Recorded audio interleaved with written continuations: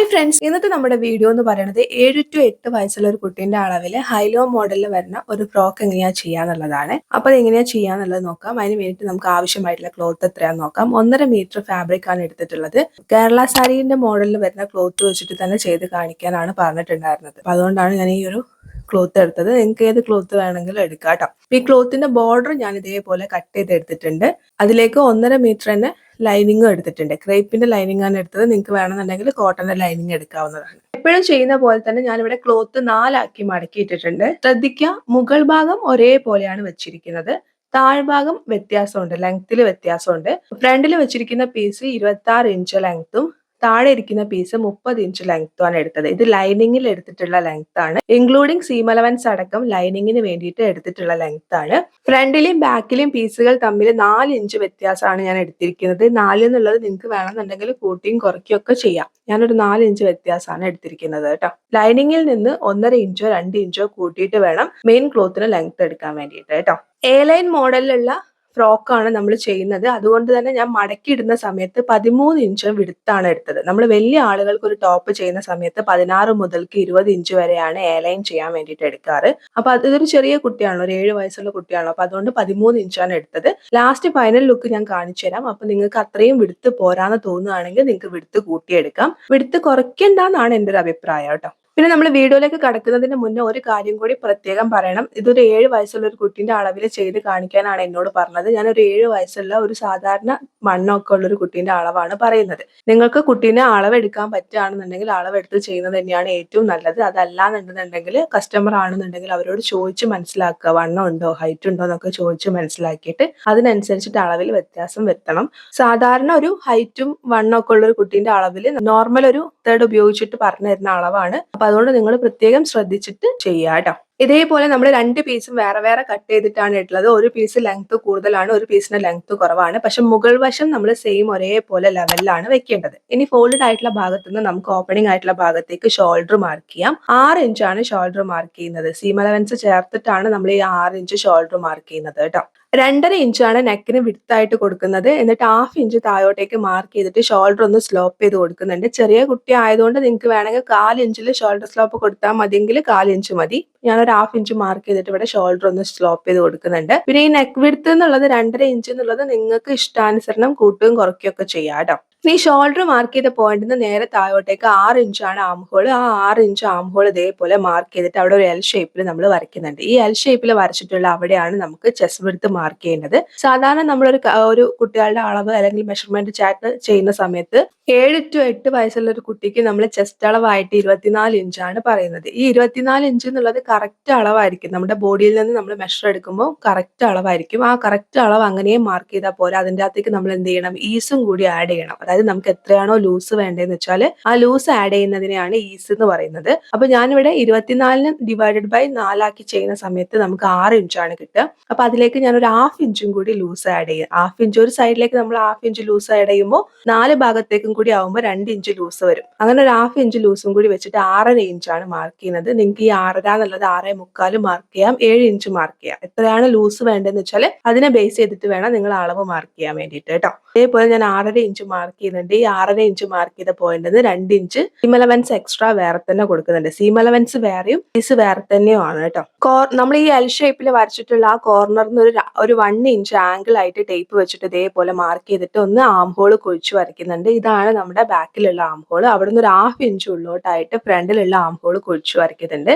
ഇനി നമ്മൾ shoulder slope ചെയ്ത ആ പോയിന്റിന് നേരെ താഴോട്ടേക്ക് എത്രയാണോ വേസ്റ്റ് ലെങ്ത് എന്ന് വെച്ചാൽ ആ വേസ്റ്റ് ലെങ്ത് മാർക്ക് ചെയ്ത് കൊടുക്കുക. ഞാനിവിടെ 10 ഇഞ്ചാണ് മാർക്ക് ചെയ്യുന്നത്. അവിടേക്കുള്ള വിഡ്ത്ത് ആയിട്ട് 6 ഇഞ്ചാണ് മാർക്ക് ചെയ്യുന്നത്. നേരത്തെ പറഞ്ഞ പോലെ തന്നെ എത്രയാണോ നമ്മുടെ വേസ്റ്റ് റൗണ്ട് എന്ന് വെച്ചാൽ ആ കറക്റ്റ് അളവ് എടുക്കുക. അതിന്റെ കൂടെ ഈസും കൂടി ആഡ് ചെയ്തിട്ട് അതിനെ വേണം ഡിവൈഡ് ബൈ 4 ചെയ്യാൻ വേണ്ടിയിട്ട് കേട്ടോ. ഞാൻ 6 ഇഞ്ച് മാർക്ക് ചെയ്ത് കൊടുക്കുന്നുണ്ട്. അതിലേക്കും 2 ഇഞ്ച് സീം അലവൻസ് മാർക്ക് ചെയ്യുന്നുണ്ട്. ഈ വേസ്റ്റ് പോയിന്റിൽ നിന്ന് നേരെ താഴോട്ടേക്ക് നിങ്ങൾക്ക് മാക്സിമം വിഡ്ത്ത് കിട്ടുന്ന രീതിയിൽ എ ലൈൻ മോഡൽ വരയ്ക്കണമെങ്കിൽ അങ്ങനെ വരയ്ക്കാം. ഇനി അതല്ല ഹിപ്പ് ലൈനും കൂടി മാർക്ക് ചെയ്തിട്ട് വരയ്ക്കണമെങ്കിൽ അങ്ങനെ. ഞാൻ ഹിപ്പ് ലൈനും കൂടി മാർക്ക് ചെയ്യുന്നുണ്ട്. ഹിപ്പിലേക്കുള്ള ലെങ്ത് ആയിട്ട് 14 ഇഞ്ചാണ് എടുക്കുന്നത്. 14 ഇഞ്ചാണ് അത് മാർക്ക് ചെയ്ത് കൊടുക്കുന്നുണ്ട്. അവിടേക്കുള്ള വണ്ണമായിട്ട് ഒരു 7 ഇഞ്ച് മാർക്ക് ചെയ്യുന്നുണ്ട്. നമ്മൾ നേരത്തെ മുകളിൽ ചെസ്റ്റ് വിഡ്ത്ത് ആയിട്ട് 6.5 ഇഞ്ചാണ് മാർക്ക് ചെയ്തത്. പക്ഷേ ഹിപ്പിന്റെ ഭാഗത്ത് എപ്പോഴും നമ്മൾ കുറച്ചധികം ലൂസ് ഇട്ട് കൊടുക്കുന്നത് നല്ലതാണ്. പിന്നെ നമുക്ക് ഓവർ ആണെന്ന് തോന്നുകയാണെങ്കിൽ പിന്നെ നമുക്ക് തയ്ച്ച് ഒന്നും കൂടി എക്സ്ട്രാ ഒരു സ്റ്റിച്ച് ഉള്ളിലൂടെ കൊടുത്താൽ മതി. മതി. മറ്റ് നമ്മൾ ആദ്യമേ ടൈറ്റ് ആയിട്ട് കട്ട് ചെയ്ത് കഴിഞ്ഞാൽ പിന്നെ നമുക്കൊന്നും ചെയ്യാൻ പറ്റില്ല. അപ്പൊ അതുകൊണ്ട് കുറച്ച് ലൂസ് ഇട്ട് കൊടുക്കുക കേട്ടോ. അവിടേക്ക് ഞാൻ ഒരു 7 ഇഞ്ച് ലൂസ് കൊടുക്കുന്നുണ്ട്. അതിന്റെ കൂടെയും 2 ഇഞ്ച് സീം അലവൻസ് മാർക്ക് ചെയ്യുന്നുണ്ട്. ഇത്രയും പോയിന്റ് യോജിപ്പിച്ച് വരയ്ക്കുന്നുണ്ട്. ഇനി നമ്മൾ ഈ ഹിപ്പിന്റെ പോയിന്റിൽ നിന്ന് നേരെ താഴേട്ടേക്ക് ഫസ്റ്റ് നമ്മൾ വെച്ചിരിക്കുന്നത്, അതായത് ലെങ്ത് കുറവുള്ളതാണ് നമ്മുടെ ഫ്രണ്ടിലെ പീസ്. ആ ഫ്രണ്ടിലെ പീസിലേക്ക് മാക്സിമം ആംഗിൾ ആയിട്ട്, അതായത് എത്രയാണോ വിടുത്ത് കിട്ടുന്നത് ആ വിടുത്ത് അത്രയും യൂട്ടിലൈസ് ചെയ്യുന്ന രീതിയിൽ ആംഗിൾ ആയിട്ട് ഇതേപോലെ വരയ്ക്കുന്നുണ്ട്. ഫ്രണ്ടിലെ പീസിന് നേരെ താഴേന്ന് നേരെ മുകളിലേക്ക് 2 അല്ലെങ്കിൽ 2.5 ഇഞ്ച് മാർക്ക് ചെയ്തിട്ട് ഇതൊന്ന് ചരിച്ചും കൂടി വരയ്ക്കുക. ഈ സ്ക്രീനിൽ കാണുന്ന രീതിയിൽ ഒന്ന് വരയ്ക്കുക. വരച്ച പ്രകാരം ഒന്ന് കട്ട് ചെയ്തെടുക്കുന്നുണ്ട്. ഇപ്പൊ നമ്മൾ ഫ്രണ്ടിൽ മാത്രമേ വരച്ചിട്ടുള്ളൂ. 2.5 ഇഞ്ച് മുകളിലേക്ക് മാർക്ക് ചെയ്തിട്ട് അവിടെ ഒരു ചരിച്ച് വരച്ചില്ലേ, അതേ ഷേപ്പ് താഴേക്ക് ഇങ്ങനെ കണക്ട് ചെയ്ത് വരുന്ന രീതിയിൽ വേണം നമ്മൾ താഴേക്ക് വരച്ചു കൊടുക്കാൻ വേണ്ടിയിട്ട്. അതായത് താഴെ നമ്മൾ ഈ എവിടെയാണോ ഫ്രണ്ടിലെ പീസ് എൻഡ് ചെയ്യുന്നത് അവിടുന്നാണ് താഴത്തെ പീസിലേക്ക് പിന്നെ നമ്മൾ ഷേപ്പ് എടുക്കുന്നത് കേട്ടോ. ഞാൻ ഇതേപോലെ ഒരു ഷേപ്പ് വരച്ചിട്ട് ഒന്ന് കട്ട് ചെയ്യുന്നുണ്ട്. ആദ്യം ജസ്റ്റ് നിങ്ങൾക്കൊന്ന് റഫ് ആയിട്ട് ഇതേപോലെ ഫ്രീ ഹാൻഡ് ആയിട്ടൊന്ന് വരയ്ക്കാം. എന്നിട്ട് നമുക്ക് എല്ലാ സ്റ്റിച്ചിങ്ങും കഴിഞ്ഞതിന് ശേഷം നമുക്ക് ഒന്നും കൂടി ഷേപ്പ് ക്ലിയർ ആക്കണം എന്ന് തോന്നുകയാണെങ്കിൽ പിന്നെ ക്ലിയർ ചെയ്യാം കേട്ടോ. അപ്പൊ അതുകൊണ്ട് ഞാൻ ഇതേപോലെ ജസ്റ്റ് ഒന്ന് വരച്ചെടുത്തിട്ടുണ്ട്. വരച്ച പ്രകാരം ഫ്രണ്ടിലെ പീസും ബാക്കിലെ പീസും താഴ്ഭാഗം ഒന്ന് കട്ട് ചെയ്ത് ക്ലിയർ ആക്കി വെച്ചിട്ടുണ്ട്. ഈ ഫ്രണ്ടിലെ പീസും താഴത്തെ പീസും തമ്മിൽ 4 ഇഞ്ചാണ് വ്യത്യാസം കേട്ടോ. മാർക്ക് ചെയ്ത അളവ് പ്രകാരം നമുക്ക് സൈഡിലൂടെ ഒന്ന് കട്ട് ചെയ്തെടുക്കാം. ആദ്യം നമ്മൾ ബാക്കിലുള്ള ആം ഹോൾ പ്രകാരം വേണം കട്ട് ചെയ്യാൻ വേണ്ടിയിട്ട്. എന്നിട്ട് ബാക്കിലെ പീസ് എടുത്ത് മാറ്റി വെച്ചതിന് ശേഷം ഫ്രണ്ടിലുള്ള ആം ഹോളും ഒന്ന് കട്ട് ചെയ്യാം. ഫ്രണ്ടിലേക്ക് ഒരു 3.5 ഇഞ്ച് ഇറക്കം മാർക്ക് ചെയ്തിട്ട് റൗണ്ട് നെക്കാണ് വരയ്ക്കുന്നത്. ബാക്കിൽ അതേപോലെ തന്നെ 2 ഇഞ്ച് ഇറക്കം മാർക്ക് ചെയ്തിട്ട് റൗണ്ട് നെക്കാണ് വരയ്ക്കുന്നത്. ബാക്കിൽ നിങ്ങൾക്ക് വേണമെന്നുണ്ടെന്നുണ്ടെങ്കിൽ സിബ് കൊടുക്കാം. കുട്ടികളുടെ ഫ്രോക്കിൽ എങ്ങനെയാണ് സിബ് കൊടുക്കുന്നത് എന്നുള്ള വീഡിയോസ് നമ്മൾ നേരത്തെ ചാനലിൽ ഒത്തിരി അപ്ലോഡ് ചെയ്തിട്ടുണ്ട്. നിങ്ങൾ കണ്ടിട്ടില്ലെങ്കിൽ കണ്ടു നോക്കിയാൽ മതി. ഈ ഒരു വീഡിയോയിൽ ഞാൻ എന്താ ചെയ്യുന്നത് വെച്ചാൽ ബാക്കിൽ കുറച്ച് ഓപ്പണിംഗ് ആണ് കൊടുക്കുന്നത്. 2 ഇഞ്ചിൽ റൗണ്ട് നെക്ക് വരച്ചിട്ടുണ്ട്. അതിനുശേഷം താഴോട്ടേക്ക് ഒരു 5 ഇഞ്ചിൽ ഒരു ഓപ്പണിംഗ് ആണ് കൊടുക്കുന്നത്. നമ്മൾ ലൈനിങ് വെച്ച് ചെയ്യുന്നത് കൊണ്ട് തന്നെ നിങ്ങൾക്ക് ഈ ഒരു സമയത്ത് തന്നെ ലൈനിങ്ങിന്റെ അകത്ത് ചെറുതായിട്ടൊന്ന് 5 ഇഞ്ച് ലെങ്ത് മാർക്ക് ചെയ്തിട്ട് ഒരു 1/4 ഇഞ്ചിൽ കട്ട് ചെയ്താൽ മതി. പക്ഷെ ഞാൻ ആ ഒരു ഓപ്പണിംഗ് ക്യാൻവാസ് പേപ്പറിലാണ് കൊടുക്കാൻ വേണ്ടിയിട്ട് ഉദ്ദേശിക്കുന്നത്. അതുകൊണ്ട് ലൈനിങ്ങിൽ കട്ട് ചെയ്തിട്ടില്ല കേട്ടോ. നിങ്ങൾ ലൈനിങ് വെച്ച് ചെയ്യുന്നതുകൊണ്ട് ഞാൻ ചെയ്യുന്ന ആ സെയിം മെത്തേഡ് തന്നെ ലൈനിങ് ചെയ്തെടുത്താൽ മതി. പക്ഷെ ഞാനിവിടെ ക്രേപ്പിന്റെ ലൈനിങ് ആയതുകൊണ്ടാണ് ലൈനിങ് ചെയ്യാണ്ട് അത് ക്യാൻവാസ് പേപ്പർ വെച്ചിട്ട് ചെയ്യുന്നത്. ലൈനിങ്ങിന്റെ അളവ് പ്രകാരം ഫ്രണ്ടിലേക്കും ബാക്കിലേക്കും ഉള്ള പീസ് കട്ട് ചെയ്തെടുക്കുക. കട്ട് ചെയ്യുന്ന സമയത്ത് നേരത്തെ പറഞ്ഞിട്ടുണ്ടായിരുന്നു 1.5 ഇഞ്ചോ 2 ഇഞ്ചോ കൂട്ടിയെടുക്കണം മെയിൻ ക്ലോത്ത് കട്ട് ചെയ്യുമ്പോൾ. ലെങ്ത് മാത്രം ബാക്കി സെയിം ഒരേപോലെ വേണം കട്ട് ചെയ്തെടുക്കാൻ വേണ്ടിയിട്ട് കേട്ടോ. അപ്പൊ ഞാൻ ഇതേപോലെ ഫ്രണ്ടിലേക്കുള്ള പീസ് കട്ട് ചെയ്തെടുത്തിട്ടുണ്ട്. ഫ്രണ്ടിലുള്ള പീസിന് നെക്കൊന്നും കട്ട് ചെയ്തിട്ടില്ല.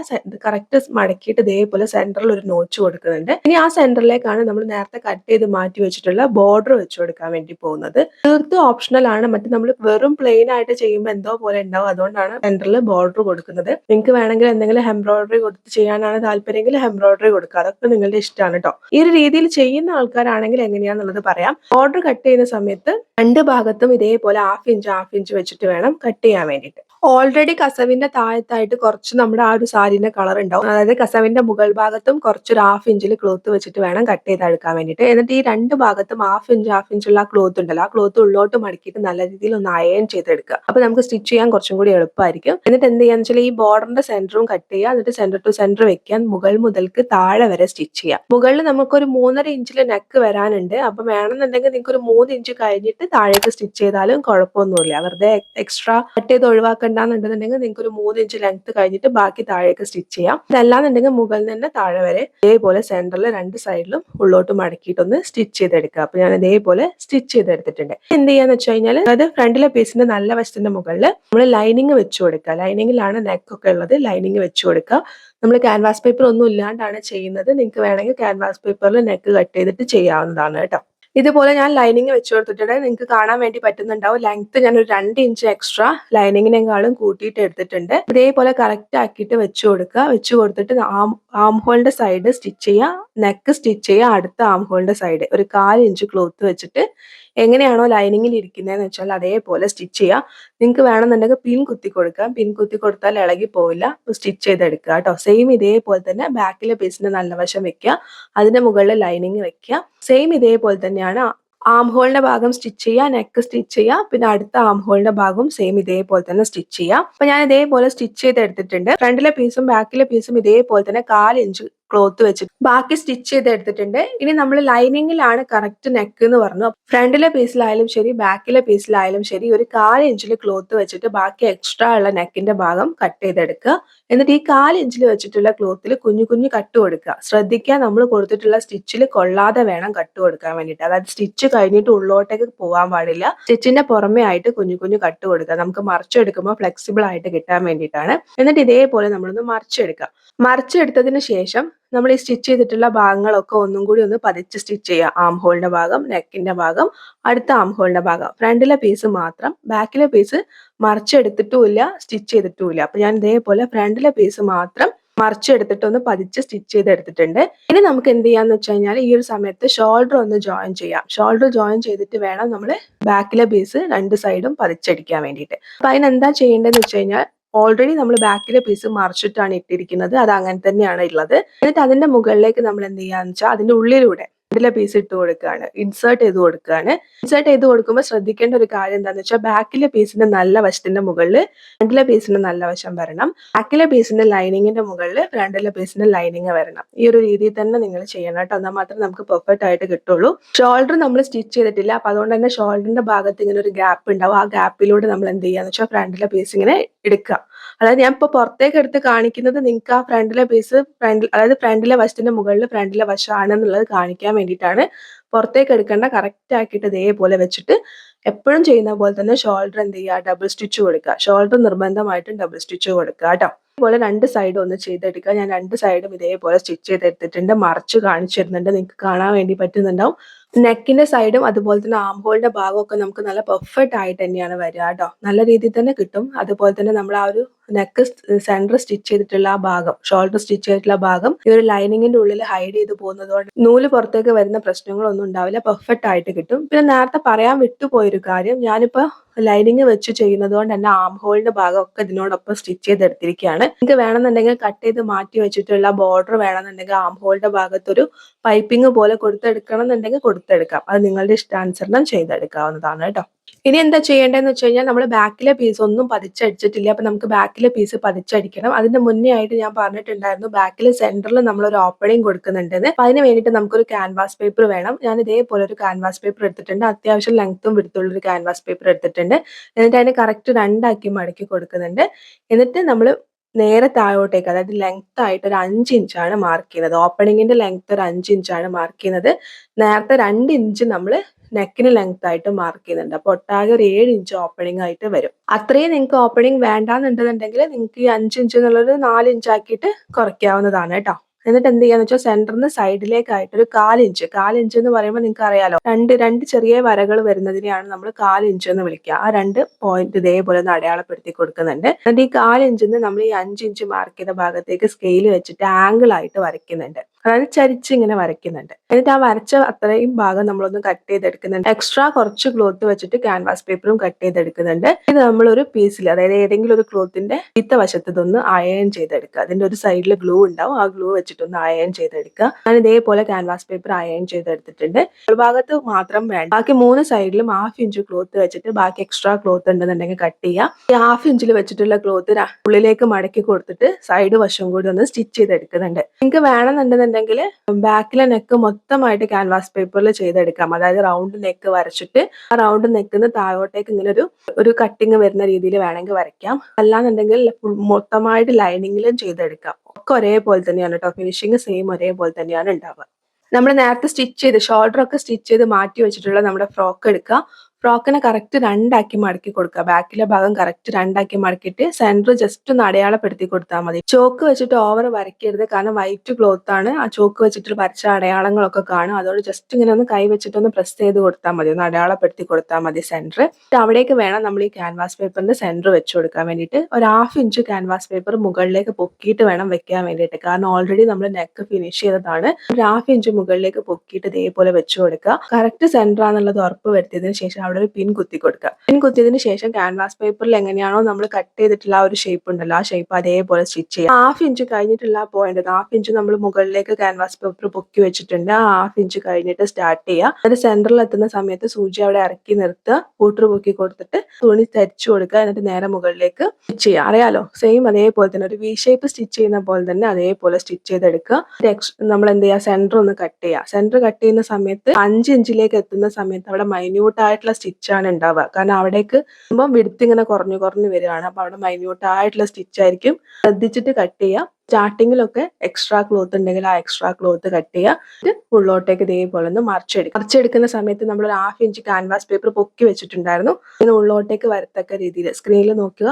നന്നായിട്ട് ശ്രദ്ധിക്കുക. ഈ ഒരു രീതിയിൽ വേണം നിങ്ങൾ മടക്കാൻ വേണ്ടിയിട്ട്. ഇനി എന്താ ചെയ്യേണ്ടതെന്ന് വെച്ച് കഴിഞ്ഞാൽ, നേരത്തെ നമ്മൾ ആം ഹോളിന്റെ ഭാഗവും അതുപോലെ തന്നെ നെക്കിന്റെ ഭാഗവും ഒന്നും ബാക്കിലെ പീസിൽ പതിച്ചടിച്ചിട്ടുണ്ടായിരുന്നില്ല. അപ്പൊ നമുക്ക് ആം ഹോളിന്റെ ഭാഗം നെക്കിന്റെ ഭാഗവും ഒക്കെ നമുക്ക് പതിച്ചടിക്കണം. അപ്പൊ ആം ഹോളിന്റെ ഭാഗത്ത് കോംപ്ലിക്കേഷൻ ഒന്നുമില്ല, കറക്റ്റ് അതേപോലെ തന്നെ അടിക്കുക. നെക്കിന്റെ ഭാഗം വരുന്ന സമയത്ത് നമ്മൾ ആ റൗണ്ട് ഷേപ്പ് ഇതേപോലെ സ്റ്റിച്ച് ചെയ്ത് വരിക. എന്നിട്ട് അവിടുന്ന് നേരെ താഴോട്ടേക്ക് നമ്മൾ ഈ കട്ട് ചെയ്തിട്ടുള്ള വി ഷേപ്പ് അതേപോലെ സ്റ്റിച്ച് ചെയ്യണം. എന്നിട്ട് അവിടുന്ന് നേരെ മുകളിലേക്ക് പിന്നെ റൗണ്ട് ഷേപ്പ്. ഇതുപോലെ നമ്മൾ സ്റ്റിച്ച് ചെയ്യുന്ന സമയത്ത് നമ്മൾ 1/2 ഇഞ്ച് മുകളിലേക്ക് പൊക്കി വെച്ചിട്ടുള്ള ക്യാൻവാസ് പേപ്പർ മടക്കിയിട്ട് ഉള്ളോട്ട് വെച്ചിട്ട് സ്റ്റിച്ച് ചെയ്യണം. അതും കൂടി പ്രത്യേകം ഒന്ന് ശ്രദ്ധിക്കുക കേട്ടോ. എന്നിട്ട് ഓപ്പോസിറ്റ് സൈഡിലുള്ള ആം ഹോളിന്റെ ഭാഗവും സ്റ്റിച്ച് ചെയ്തെടുക്കുക. അപ്പൊ ഇതേപോലെ ഞാൻ സ്റ്റിച്ച് ചെയ്തെടുത്തിട്ടുണ്ട്. പെർഫെക്റ്റ് ആയിട്ട് നമുക്ക് വന്നിട്ടുണ്ട്. പറയാൻ വിട്ടുപോയൊരു കാര്യം എന്താന്ന് വെച്ച് കഴിഞ്ഞാൽ, ക്യാൻവാസ് പേപ്പർ ബാക്കിലെ പീസിന്റെ മുകളിൽ വെച്ചിട്ട് നമ്മൾ സ്റ്റിച്ച് ചെയ്യുന്ന സമയം ഉണ്ടല്ലോ, ആ സമയത്ത് നിങ്ങൾക്ക് അവിടെ ഒരു കെട്ട് പോലെ, അതായത് ബാക്കിൽ ഒരു കെട്ടാണ് കൊടുക്കാൻ, ഹൂക്ക് പോലെയൊക്കെ കൊടുക്കാനാണ് നിങ്ങൾ ആഗ്രഹിക്കുന്നതെന്നുണ്ടെങ്കിൽ ആ കെട്ടും കൂടി അതിന്റെ ഉള്ളിലേക്ക് വെച്ചിട്ട് സ്റ്റിച്ച് ചെയ്യുകയാണെന്നുണ്ടെങ്കിൽ കൂടി ഇതിനോടൊപ്പം തന്നെ വന്നു കഴിഞ്ഞാൽ നല്ല പെർഫെക്റ്റ് ആയിട്ട് നമ്മുടെ സ്റ്റിച്ചിങ് വരും. ഈ പുറമെ ഉള്ളിലൂടെ വെച്ചിട്ട് സ്റ്റിച്ച് ചെയ്താലും കുഴപ്പമൊന്നുമില്ല. പക്ഷെ ഈ ഒരു സമയത്ത് തന്നെ സ്റ്റിച്ച് ചെയ്യുകയാണെങ്കിൽ സ്റ്റിച്ച് കുറച്ചും കൂടി പെർഫെക്റ്റ് ആയിട്ട് വരും. ഞാനൊരു ഹൂക്ക് കൊടുക്കാനാണ് മനസ്സിൽ വിചാരിച്ചത്. അപ്പൊ അതുകൊണ്ടാണ് ഞാൻ ആ ഒരു സ്റ്റിച്ചിങ് അവിടെ കാണിക്കാൻ വിട്ടത്. അല്ലാന്നുണ്ടെന്നുണ്ടെങ്കിൽ ആ ഒരു സമയത്ത് തന്നെ കാണിച്ചു തരായിരുന്നു എങ്ങനെയാണ് അത് ചെയ്യേണ്ടത്. അപ്പൊ നിങ്ങൾക്ക് മനസ്സിലായെന്ന് വിചാരിക്കുന്നു. നല്ല വശത്തിന്റെ മുകളിൽ നമ്മൾ ക്യാൻവാസ് പേപ്പർ വെക്കുന്നതിനൊപ്പം തന്നെ എന്തെങ്കിലും ചെറുതായിട്ടൊരു ഹൂക്ക് കൊടുക്കുന്നുണ്ടെങ്കിൽ ആ ഹൂക്കും കൂടി അതിന്റെ ഉള്ളിൽ ഒന്ന് വെച്ച് കൊടുക്കുക. അതായത് ചെറിയൊരു കെട്ട് പോലെ കൊടുക്കണം എന്നുണ്ടെങ്കിൽ അതും കൂടി, എലാസ്റ്റിക് എന്തെങ്കിലും ആണെന്നുണ്ടെങ്കിൽ അത് അതിന്റെ ഉള്ളിൽ ഒന്ന് വെച്ച് കൊടുത്ത് സ്റ്റിച്ച് ചെയ്യുകയാണെങ്കിൽ ആ ഒരു സ്റ്റിച്ച് നല്ല പെർഫെക്റ്റ് ആയിട്ട് വരും. അപ്പൊ ഇതേപോലെ സ്റ്റിച്ച് ചെയ്തെടുത്തിട്ടുണ്ട്. ഇനി ഇത് നന്നായിട്ട് എന്ത് ചെയ്യുക, മറിച്ചിടുക.